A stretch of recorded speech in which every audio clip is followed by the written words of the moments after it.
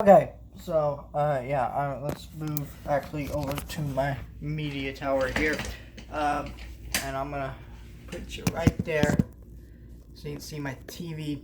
I'm still kind of sick. I'm getting a little bit better, but, I, am, well, just not doing much. I'm just sick, and so I've just been watching a lot of Disney Plus today, and I wanted to do these for a while. I'm gonna do this for a while now, maybe a couple weeks, because I'm gonna be sick. Because I'm probably gonna be busy for a couple weeks. I'm dog sitting and I'm sick, so I'm just want to do this for a couple weeks or so, and then be done. So the first movie we will have here is the only physical copy you'll see, because the rest of these, again, were on Disney Plus. Muppets Most Wanted. This movie is great. I know there's a lot of people who are like, okay, yeah, it's the Muppets. It fixes the problem of the amount of human characters.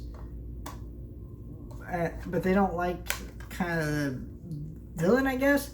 I like the villain. I think it's a smart concept to take the characters around the world, because those characters have always done that in Muppet movies, and then you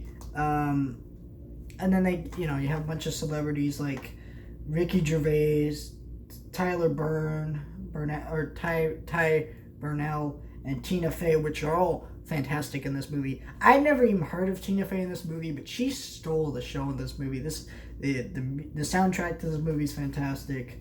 The actual songs in this movie are really good. We're doing a sequel as a big standout. But all those little jokes to movies in pop culture through that song is something really great that the Muppets is also really good at, making jokes about things in pop culture. And they were kind of.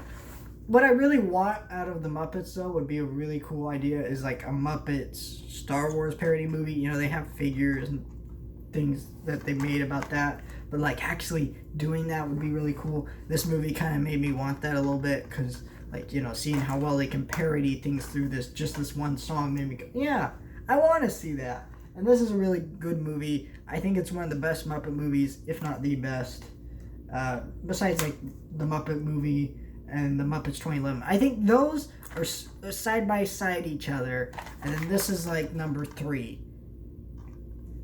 which is weird because there's a whole song about how it's number 2. So I don't know. I definitely recommend that one. That one didn't do so well at the box office.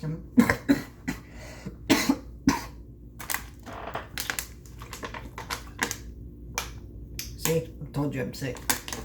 But that one didn't do so well compared to its predecessor, the 2011 Muppets movie, which I reviewed on the main channel, and I also did the ABC series. Excuse me, my voice is clogged again.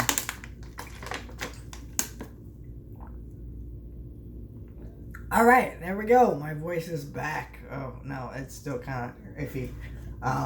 Excuse me. Come on, work, baby, work. Okay, thank you.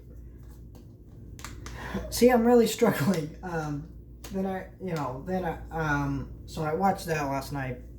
I watched Atlantis: The Last Empire, because I just reviewed Treasure Planet. Great movie, but I hadn't seen Lost Empire in a really long time.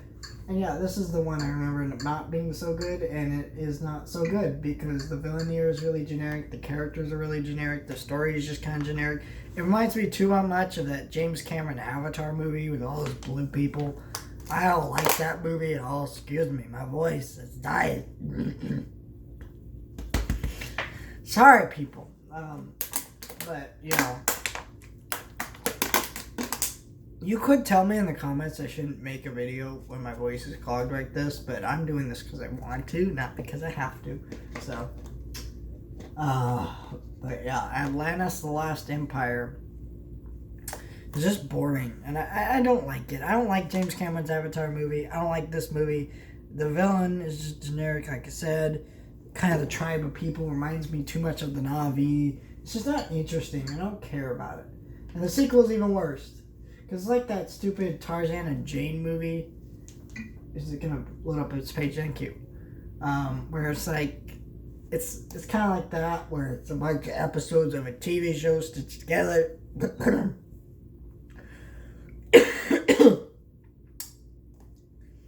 And it just doesn't work very well, and they don't really flow right into each other very well. It's really poorly written.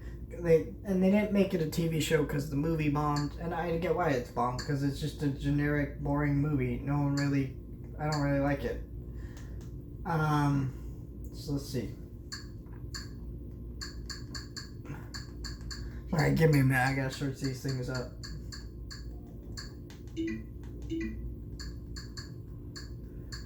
Treasure.